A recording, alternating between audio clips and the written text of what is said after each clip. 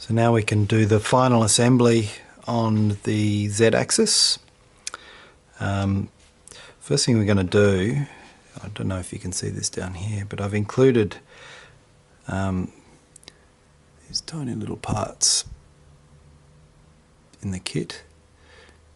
Now that sits down in here, and it's just a threaded piece that we can lock the lifter, the Z lifter, on. It needs to be, I've made it out of 2mm acrylic just because we need as much clearance in there as possible for our Z screw or lead screw to move around. So the 2mm material gives clearance for that. So again, I'm just going to use our threading jig, tapping jig, and pop the part on the using the bolt in place, making sure that the little piece is nice and square, and we'll just thread that through.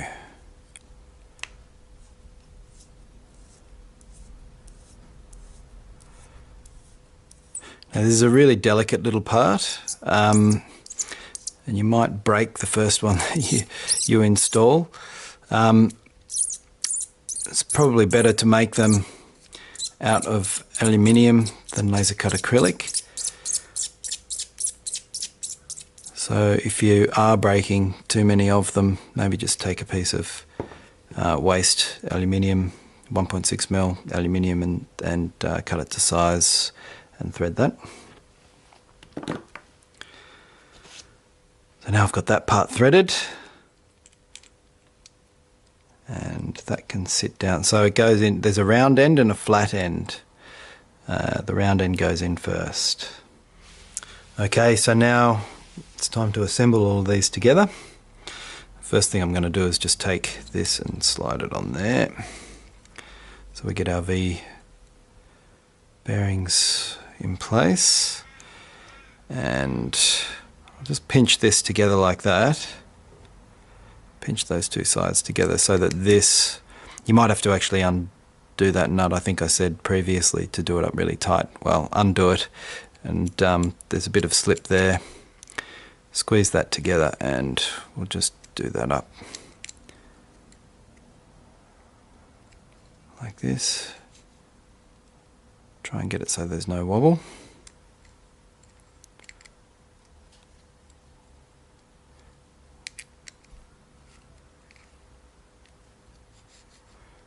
That's great. And we should still be able to revolve this one around so that we can straighten the rail when we get them all together, but it should still, yeah, there we go. I've got a degree of play on that. So now we're going to put these two together. We're going to use the 18mm side rather than the 21.7mm side. So we've got a little 6mm button head that'll sit down inside there like this. Now that needs to couple up with something on the other side, so that's why we've made these little couplings. I'm just going to pop that in there. There's a little slot that it sits in, so I'm just going to take this little threaded coupling here, a threaded plate there, just slot it in there, and I think you could probably see it. It's actually holding in on its own volition at the moment. It's a bit of a tight fit there, but you can see, so you can see the hole in there. Let's just slot it in like this.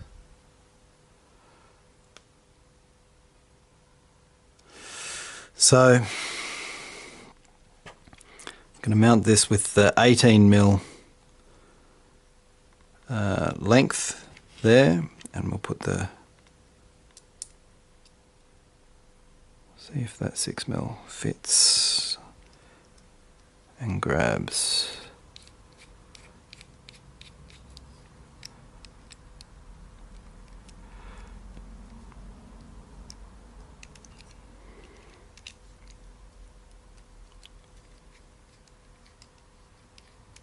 There we go. Now don't over tighten this because it will snap. It's more delicate than the test one that we used earlier, or we set up earlier. So there's that. That's all nicely fixed in place now. It may have a little bit of slip in there, so what we might do is just pop a little bit of super glue at that base there. Might undo that.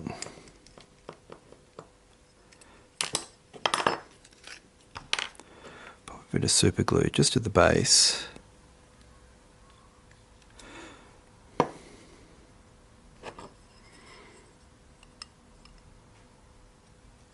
Squish it down. Put this back in place. Tighten it up.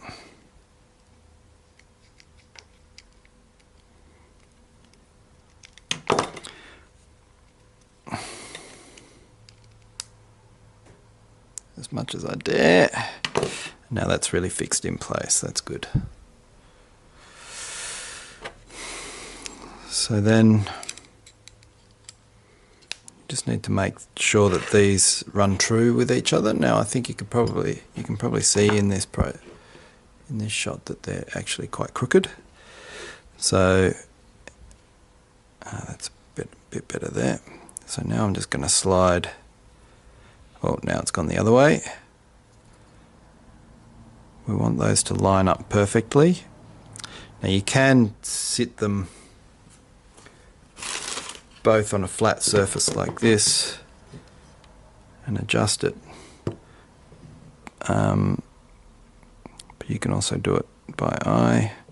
I'm just going to leave it there. And once they are aligned, I'm just going to tighten these two screws up.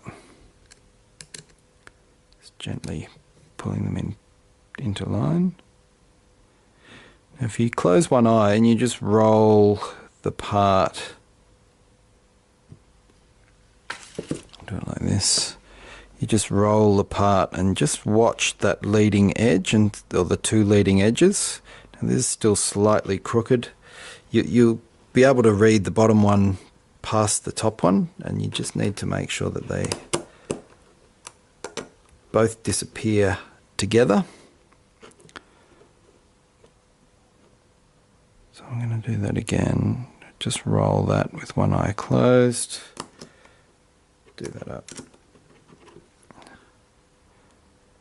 And that's looking pretty good.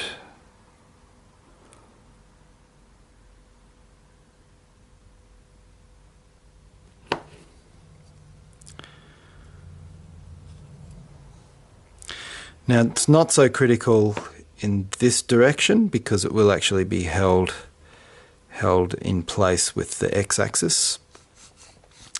But there's those two together.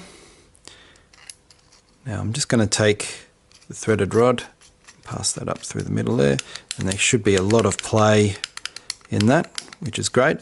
That's just to account for any discrepancies in the threaded rod, if there's a slight bend or if the drive pulley is slightly off center. If it is slightly off center, then it'll wobble side to side. It'll wobble the lead screw side to side. So we just want to make sure that there's enough lateral slip in there to account for that. So I'm just going to roll that up in there. That's going to sit about there. Now the top one, this top piece here needs to have a bearing seated in this hole. So So I'm just going to push that in. Now these are a bit of a tight fit, sadly. They need to be a tight fit. Oh, that worked well. That's good. Okay, so then that slips over there, and that goes on there. That's great. All right, now before we do that, we need to add 2 of these little half nuts, M6 half nuts. And there does also need to be that little copper washer. And that slips in there. That goes in there.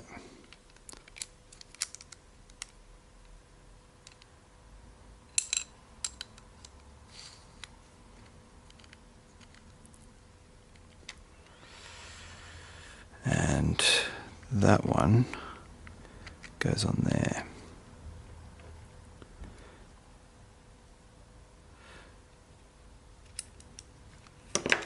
Now these are quite a loose fit, so what I'm going to do is just take a little bit of tape.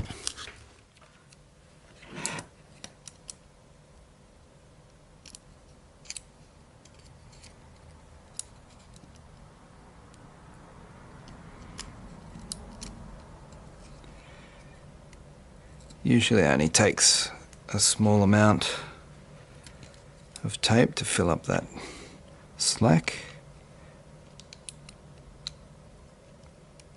That's perfect.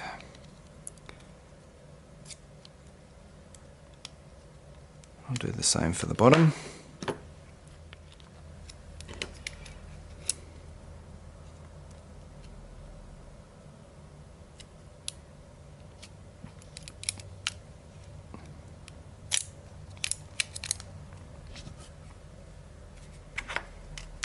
And that one should go on there. That one's a bit more wobbly. Might need a second piece.